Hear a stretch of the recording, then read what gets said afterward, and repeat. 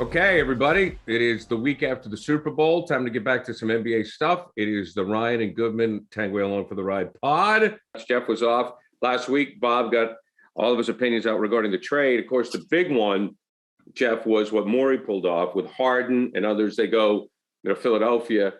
Curry comes back from Philly, along with Simmons to Brooklyn. First of all, did you see something like that big going down, and your thoughts on the deal? Yeah, listen, I wasn't all that surprised because Brian Windhorst was reporting it beforehand that the two sides were talking. I think this is something that probably both sides had to do, roll the dice. If you're Daryl Morey, you had to make a move because you didn't want to throw away the year with Joel Embiid playing as well as he is. And if you're the Nets, listen, Harden wanted out. That was clear. And you get a guy who's 25 years old who I know can't shoot, but if you have Kyrie and KD on the court, Ben Simmons doesn't really need to shoot. Now, the key is Kyrie here, right? Obviously, he's always going to be the key. But I think if you have a healthy body and mind Kyrie, a healthy body and mind KD, Ben Simmons is the perfect – I know Bob doesn't like him, but he's the perfect guy for those two, is he not? I have a question. I started, as I told Gary last week, Daryl Morey was right, and I, among others, was wrong. We were advising him all year, take 25 cents in the dollar, 50 cents in the dollar, get it done. Get the guy out of there. He's not going to play for you. Get something. And he was holding out to get a high-profile player, which he got. My question is this.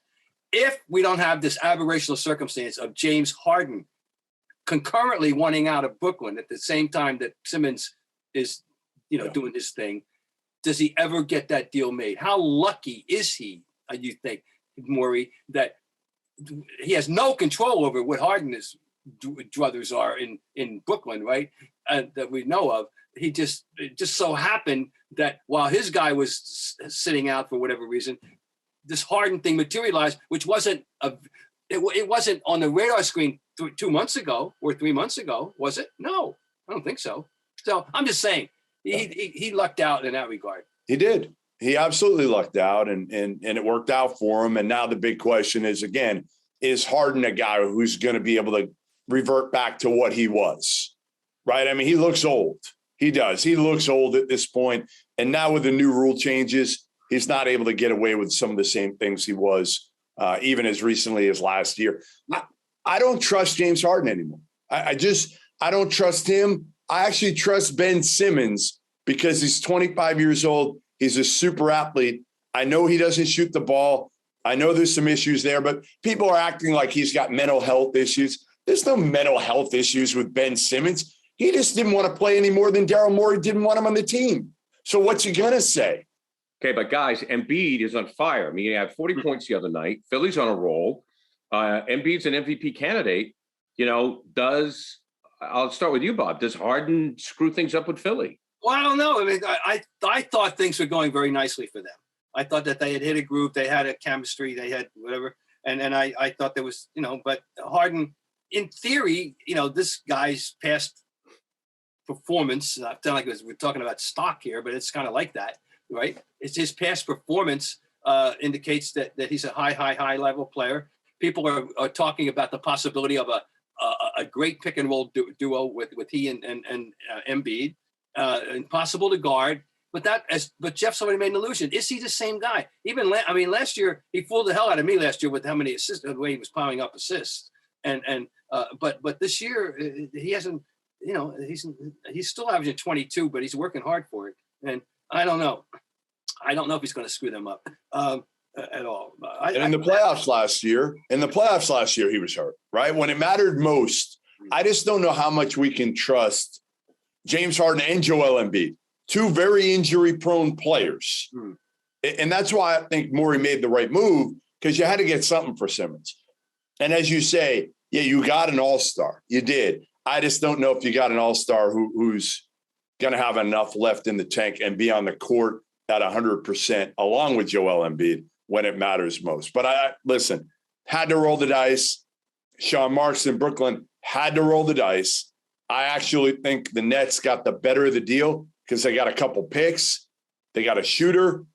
And again, I think Ben Simmons, the other part here is Patty Mills is a guy that he's looked up to for years, okay, and known for years. If there's anybody that can maybe get to Ben Simmons and teach him maybe work ethic and culture and all of that, he didn't have anybody in Philly. You got to remember, Embiid and Ben Simmons grew up in the tanking era in Philly, right, with Sam Hinkie.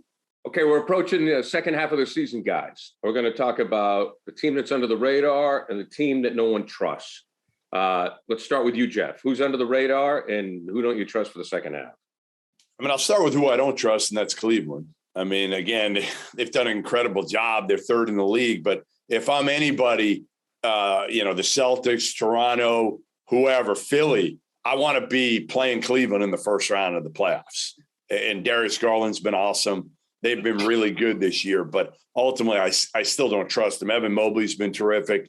They've done a great job. Kobe Altman and Mike Ainsley have done a heck of a job there. To me, they're the kind of overrated team that everybody I think wants to see. And I haven't given up on the Lakers. I don't know if they can do it. They got to get healthy. But if somehow they're healthy, do you really want to see a team with a healthy LeBron and Anthony Davis when it comes down to it? I wouldn't. Mike, I'm writing them off. I do not believe it's going to happen. And once again, you talk about injury prone. Will Anthony Davis be there when you need him? Who knows? The team that I think is not. It's funny they're hanging around again. They're having a nice year again. Nobody pays any attention to them at all. Is Utah. They just keep doing what they do and. I'm not a postseason believer. I'm just not a postseason believer in the Utah Jazz. No, but I can understand that. I'm just saying, but they may nobody takes them seriously. Nobody. How about Memphis? Memphis is playing almost 700 ball. That's my team. I love those guys. I mean, dude, I love those guys. Right now, man, I would go to Beale Street. I imagine going down, hanging out on Beale Street, getting some fried pickles at BB King's and going to watch them play. I am all for that. That's an assignment I want. Yeah, well, that kid, he's in the short list of people that you want to see play every night. There's no doubt that Morant is entered into that category. But I'm just trying to think of anybody else. I'm not sure. I want to like Chicago. I don't know what. You're scared. You don't trust them. Right. I mean, guys, so the thing of it is I think at the end of the day, it's still going to be the Bucks. I think it's going to be Philly because I think Harden's going to be good enough. And it's going to be the Suns and it's going to be the Warriors because all these other teams are great. I don't think listen, man, if Memphis got in the finals, the NBA they'd hate it, but I would love it. And I know Bob would too. You still got to have the star. You know what I mean? You still got to have that to be in the Final Four. You still got to have that star. Well, they got to start. Can Denver beat Memphis in the first round if they play each other? That's a good series, huh, Jeff? That's a good series. I mean, Bob, you think that's a good series? Yeah, well, of course, I'm who can't be a Jokic fan, but it would be an interesting matchup. Can they? Yeah, of course they can. They can beat them. Yeah. Hey, we're going to take a break now from the Ryan and Goodman pod. Don't worry, they have plenty more to say. It's a new year, and it's harder to find qualified people. Okay, that's where LinkedIn comes in. Now, especially for small businesses. LinkedIn Jobs is the place for you to go. They make it easy to find the people you want to talk to faster, and it's for free. Create a free job post in minutes on LinkedIn Jobs to reach your network and beyond to the world's largest professional network of over 770 million people. Focus on candidates with just the right skills and experience, and use screening questions to get your role in front of the most qualified people. It's why small businesses rated LinkedIn Jobs #1 in delivering quality hires for leading competitors. LinkedIn Jobs helps you find the candidates you want to talk to faster. Did you know every week nearly 40 million people, 40 million job seekers go to LinkedIn? Post your job for free at linkedin.com/scribe. That's linkedin.com/scribe to post your job for free. Terms and conditions, well, they always apply. Check them out. We talked about the Derrick White situation coming over to the Celtics, and the Celtics are on a roll now. They are in the hunt. As we record this, they are 4.5 games out. They were in 5th place. They beat up on a bunch of bad teams. Your thoughts on Derrick White? To me, I love this trade. I absolutely love this trade because I think it gives the Celtics everything that they haven't had: a ball mover, a high IQ player, a guy that doesn't care about his own numbers, a guy that's all about winning, the right things. Is he like the end-all be-all? No. But I don't think you're getting the end-all be-all, and I think Brad Stevens understood that now. Is you could wait for the offseason, but how many big-time free agents have the Celtics ever attracted? They got Gordon Hayward because of Brad Stevens. They got Al Horford. He wasn't an elite-level free agent. I think Brad Stevens knew you can try to play this lottery game at the end of the year and roll the dice and get a big – but you're not going to do it. So what can I do to improve this team now? That's what he's done with Derrick White. He is absolutely perfect for this group, and maybe he helps gel. And you've already seen it a little bit with Jaylen Brown and Jason Tatum. They've been better over the last couple of weeks. Now you've got a guy who can play with Marcus Smart. You don't have to play big man ball and try to play Robert Williams and Al Horford together. You go White, Smart, Jaylen, Tatum, Robert Williams. It's an elite level defensive team, and Derrick White knows how to play. He makes great decisions. I have to tell you, Jeff, when the deal was made, I was unprepared because Derrick White has flown under the Bob Ryan radar. I did not know anything about him. I couldn't tell you where he'd gone to college. I find out about Colorado and all the perambulations and how he got there and playing at the, and all that. And I looked up, my God, he scored 14 points a game last year. My God, he's scoring 15 points a game this year. He's got 4 or 5 assists, and he's supposed to be a good defensive player. And he's supposed to be a good team guy. Yeah. I say, how have I missed? I just have. I missed him completely. And and now that I've seen him, I'm going, why'd they give him up? That's my next question. Why'd they give him up?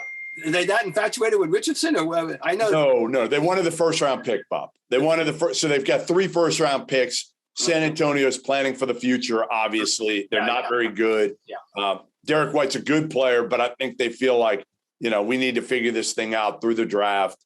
But I think Derrick White's a guy that just fits in well for what the Celtics need. They're not there yet, but I think if you're Brad Stevens, you're looking at it, hey, you know what? We're in that 6th spot. If we draw Cleveland, if we avoid Milwaukee, we've got a chance now. We got 2 All-Stars. We got a couple guys. And I still wonder, here's my question. I still wonder if now having Derrick White allows you to be able to deal Marcus Smart. Well, the great the great question is, what is his trade value? Who loves him? You have to really, have a Bob Ryan level love for Marcus Smart, but be a general manager, and because not everybody, I'm an unabashed fan of his. Okay, that's interesting. What I like about what's happening, everybody knows that they've been beating up on bad teams, but they've been beating up on bad teams. They're doing what they should do. This whole thing, this metamorphosis, if you will, has to start somewhere. And the way it's starting is that they're winning the games they should win. Beginning of the year, they weren't always doing that. And not only are they winning these games, they're killing people for the most part. And then the last game, they come from big halftime deficit, and score 42 points in the 3rd quarter, which is a nice sign to win that game. So I like what they're doing now. The schedule, they got Philly coming up immediately. That'll be interesting. Good. But I like the foundation seems to be being laid. That's all I'm saying. Yeah. I'll put it. Listen, they're not sellers. I thought they were going to be sellers. They're not sellers. No. And I like the move. I like the move for Brad. I think he made them better. Are they ready to contend for an Eastern Conference title? No, but they got one piece better. And now, again, can you add another piece in the offseason and go into next year thinking that you have a chance to maybe be an Eastern Conference final type team? Great stuff, guys. Always a pleasure. By the way, one more excellent, Jeff. I went to the BC Duke game, and of course Jason was there, and someone had a sign, and the sign said, "Deuce Tatum, BC 2038." I don't think Deuce is going to let him go to BC. I think he's going to send him to Duke. It was funny, though. It was funny. And on that note, gentlemen, We'll talk to you next week.